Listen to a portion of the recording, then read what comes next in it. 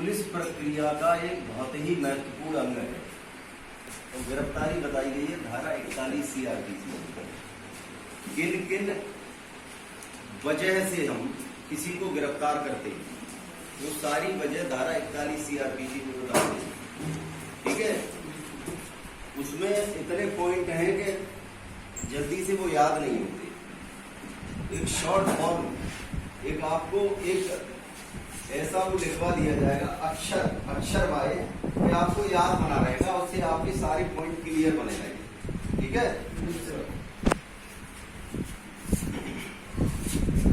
ये CRP वो है D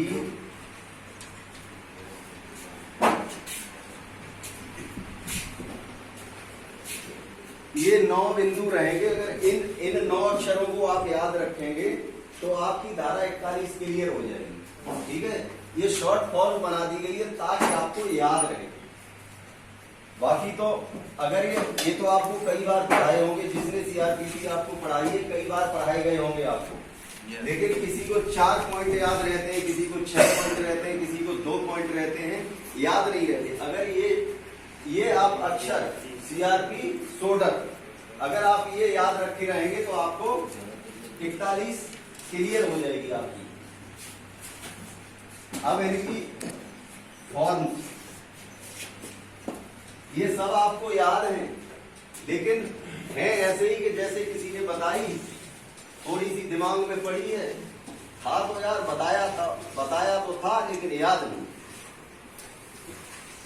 commit cognizable offence in presence of police officer. कोई व्यक्ति संज्ञेय अपराध करता है पुलिस की उपस्थिति में, है पहला उसमें है। कोई व्यक्ति अगर पुलिस की उपस्थिति में संज्ञेय अपराध करता है तो हम उसको गिरफ्तार कर सकते हैं। ठीक, reasonable complaint of cognizable offence punishable up to 7 years। हमारे पास युक्ति-युक्त सूचना है कि किसी व्यक्ति ने ऐसा अपराध किया है जिसकी सजा 7 वर्ष तक है। कितनी है? 7 वर्ष। इसमें सारे अपराध आ गए आपके, कॉग्निजेबल ऑफेंस में सभी अपराध आ गए। इसमें आपके में केवल और केवल 7 वर्ष तक, जिसकी सजा 7 वर्ष तक है। और उसमें माननीय सुप्रीम कोर्ट ने एक अलग व्यवस्था दी है कि जिस अपराध में 7 वर्ष तक की सजा है उसमें सामान्यतः गिरफ्तारी नहीं की जाएगी। कारण दिए कि आप चाहें, अगर पुलिस अधिकारी चाहे, विवेचना अधिकारी चाहे तो उसको गिरफ्तार कर सकता है, उसकी कंडीशन दी है उन्होंने। सामान्यतः गिरफ्तारी नहीं होगी, जैसे उसने अपराध किया हमने गिरफ्तार कर लिया, ऐसा नहीं होगा। ठीक है, वो केस लॉ है। शौकीन बनाम उत्तर प्रदेश राज्य है, वो बाद में बताया जाएगा, वो अलग पढ़ाया जाएगा आपको। ये हो गया। पी हो गई आपकी प्रोक्लेम्ड ऑफेंडर। प्रोक्लेम्ड ऑफेंडर भगोड़ा अपराधी, भागा हुआ।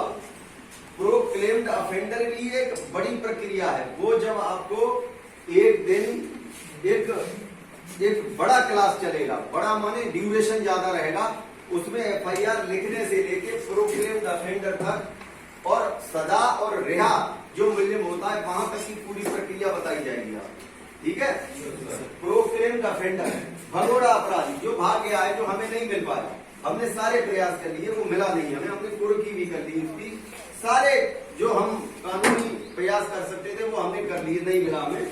Proclaimed offender. स्टोलन प्रॉपर्टी, जिस किसी व्यक्ति के पास चुराई हुई संपत्ति है या हमें लगता है कि ये चुराई हुई संपत्ति है, युक्ति युक्त संदेह हमें है कि उसके पास चुराई हुई संपत्ति है, तो हम उसको गिरफ्तार कर सकते हैं। ठीक है, obstruct of police officer duty, किसी पुलिस अधिकारी की ड्यूटी में कोई बाधा डालता है। क्लियर, कोई पुलिस अधिकारी ड्यूटी कर रहा है, उसकी ड्यूटी में वो बाधा डाल रहा है तो हम उसको गिरफ्तार कर सकते हैं। 41 में ये व्यवस्था है, ठीक है।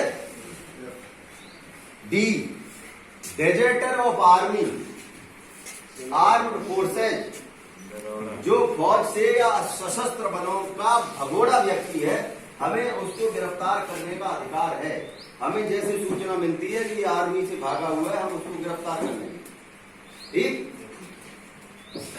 ई, एक्सट्रेडिशन एक्ट, एक्सट्रेडिशन एक्ट जान रहे हैं, प्रत्यर्पण अधिनियम, जो हमारी एक्सट्रेडिशन ट्रीटी, हमारी प्रत्यर्पण संधि, जो हमारे अन्य देशों से हमारी होती है कि हमारे यहाँ कोई व्यक्ति कोई अपराध करके चला गया, वहां चला गया वो, तो हम उसी संधि के तहत, प्रत्यर्पण संधि के तहत हम उसको वहां से यहाँ लाते हैं और उसकी जो अभियोजन प्रक्रिया को शुरू करते हैं।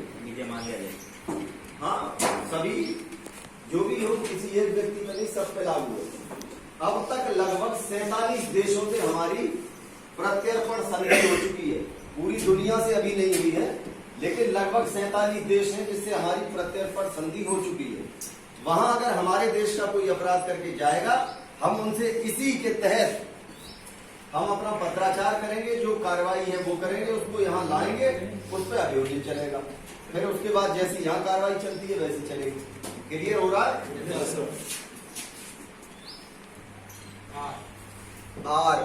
आर से है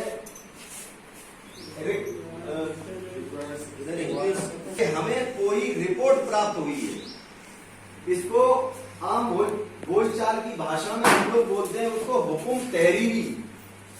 क्या बोलते हैं? हुकुम तहरीरी। जैसे एक थाने का कोई मुल्जिम है, दूसरे थाने में उसके रहने की सूचना है, तो जहां का मुल्जिम है वहां का थानाध्यक्ष एक लिखित आदेश उसको देगा, उस थानाध्यक्ष को जहां वो रह रहा है, कि मुकदमा अपराध संख्या फला फला में ये व्यक्ति हमारे यहाँ अभियुक्त है, इसको गिरफ्तार करके हमको अवगत कराएं। ठीक है? रीजनल कंडीशन ऑफ 356(5) मतलब 356(5) सीआरपीसी 356 सीआरपीसी की धारा की शर्तों के अनुसार छोड़ा गया व्यक्ति उन शर्तों का उल्लंघन करता है तो हम उसको भी गिरफ्तार कर लेंगे। वो शर्तें क्या है? शर्तें ये है कि जब उसे छोड़ा जाता है, माननीय न्यायालय छोड़ता है, तो ये कंडीशन रखता है कि आप वो अपना पता देगा कि हम इस जगह रहेंगे। अगर उस जो उसने पता दिया है उस समय छूटते वक्त अगर वो उस पता को बदलता है, अगर वो बदलेगा उस पते को, तो इसकी वो सूचना देगा। और अगर वो पता बदल दिया और उसने सूचना नहीं दी तो इसके अंडर में आ जाएगा। उसने वो जो उस समय जो अपनी शर्तें माननीय न्यायालय ने आरोपित की थी उस पर उनका खंडन कर दिया, उसने वो गिरफ्तारी के लायक हो गया।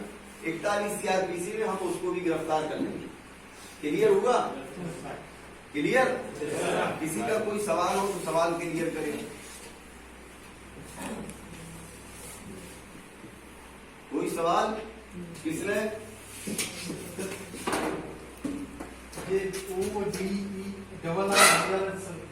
डबल आर, क्योंकि ये आपके 9 पॉइंट हैं, तो एक आर बना देते तो एक छूट जाता।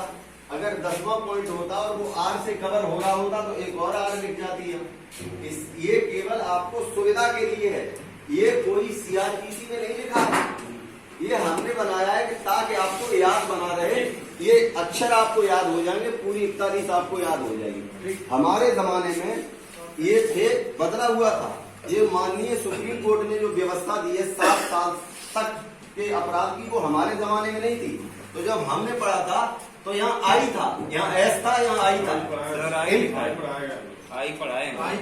केवल ये बदलाव हुआ है इसमें, बाकी ये ऐसे ही है। माननीय सुप्रीम कोर्ट ने ये व्यवस्था दी है कि जो 7 साल तक दंडित अपराध है, 7 साल तक जिनमें सजा है, उनका उन्होंने कहा है कि इसमें सामान्यतः ड्यूटी वो गिरफ्तारी नहीं होगी। समझ रहे हैं? तुम्हारा ध्यान कहीं और ही है, फिर मूंछ पे ताव देते रहोगे बात में। इसमें क्या क्या पॉइंट रखे उन्होंने कहा है, इसमें इसके भी अलग 4 या 5 भाग हैं। अगर जिस व्यक्ति को हम गिरफ्तार कर रहे हैं उसने वो अपराध किया है जिसकी सजा 7 साल या उससे कम है, तो माननीय सुप्रीम कोर्ट ने ये कहा है कि आप सामान्यतः उसे गिरफ्तार नहीं करेंगे। कब करेंगे? तब हम कर सकते हैं जब हमको लगे कि ये व्यक्ति, अगर हमने अपराध न किया तो ये फर्दर फिर उसी तरह का अपराध करेगा, तब हम उसको गिरफ्तार कर लेंगे। केस डायरी में आईओ लिखेगा इस बात को कि अगर इसको गिरफ्तार न किया गया तो ये पुनः ऐसा अपराध कर सकता है, विवेचना को प्रभावित करेगा। दूसरा उन्होंने सेंटेंस ये दिया कि जो व्यक्ति विवेचना को प्रभावित करे। तीसरा, जो साक्ष्य मिटाए या साक्ष्य को प्रभावित करे। ठीक है। चौथा उन्होंने बताया कि जो साक्ष्य मिटाए, चौथा बताया जो कोर्ट में उपस्थित होने की जिसकी संभावना कम हो।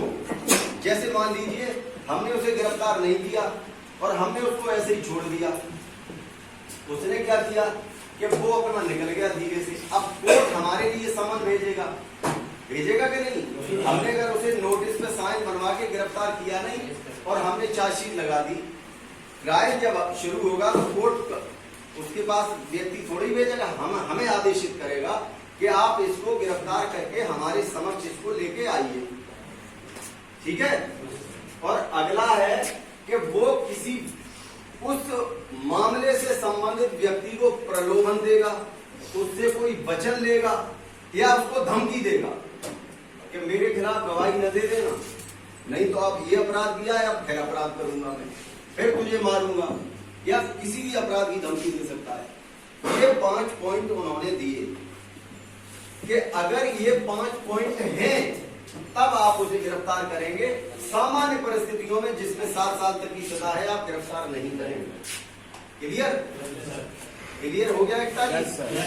किसी का कोई सवाल हो इसमें और इसके जो 5 पॉइंट हैं उसमें?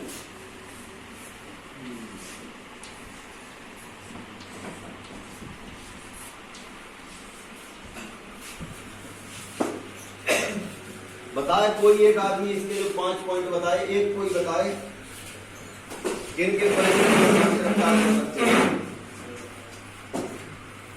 बताइए। 7 साल से ज्यादा की सजा नहीं, 7 साल से ज्यादा की तो इसमें आ गई, इसमें 7 साल से कम वाले हैं। अब एक एक बताओ, कोई एक खड़े होकर बताए, एक कोई पॉइंट बताए। हाँ, 7 साल का कोई अपराधी व्यक्ति वो दोबारा अपराध करे, सही है। और बताओ, और कोई बताए? क्या सुन रहे हो यार इतनी देर से?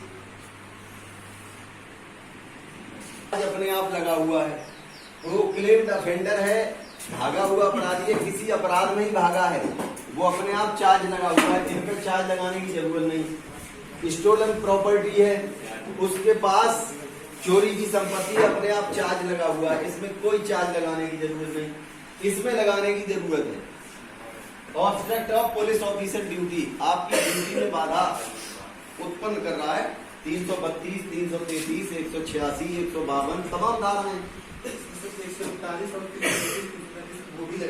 41 नहीं लगती है सीआरपीसी। देखिए आईपीसी जो आपकी है मौलिक विधि है, सब्सटेंटिव लॉ, मौलिक विधि, और जो हमारी सीआरपीसी है एविडेंस एक्ट है, इसको कहते हैं एडजेक्टिव लॉ, प्रोसीजर लॉ। ये प्रक्रियात्मक विधि है, इसमें प्रक्रिया बताई गई है सारी। सीआरपीसी की धारा किसी पे अधिरोपित नहीं होती है कि तुमने इसका अपराध किया है, समझ रहे हो ना? प्रक्रिया बताई जाती है। तो ये 41 कहीं लगेगी थोड़ी, इसने तो हमें बताया है कि आप इन कामों में गिरफ्तार कर सकते हो। क्लियर हो रहा है ना? नहीं हो रहा है? तो ये हो गया डेजर्टर ऑफ आर्मी, ये आर्मी से भागा हुआ है, इसका अपना अपने आप है। ठीक है ना? एक्सट्रेडिशन एक्ट अपराध करके ही भागेगा आदमी जो बाहर जाएगा, ठीक है ना। Requisition of police officer, police officer के द्वारा कोई रिपोर्ट आपको दी गई है गिरफ्तार करने के लिए, उसके थाने का है, आपके थाने में रह रहा है, जाहिर सी बात है कि दूसरे थाने में उसने अपराध किया होगा, क्लियर है। और ये है जो जमानत पे छोड़ा जाता है, कोर्ट ने जमानत पे छोड़ा है उसको शर्तों के अधीन कि जब आप जहां मूल रूप से आवासित हैं वहां से पता बदलेंगे तो उसकी सूचना देंगे, अगर वो सूचना नहीं देता है तो इसके अधीन आ जाएगा। इसमें सारे चार्ज अपने आप लगे हुए, ठीक है।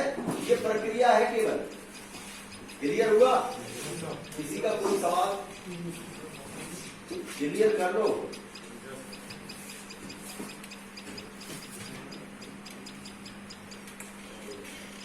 हो गया, ठीक।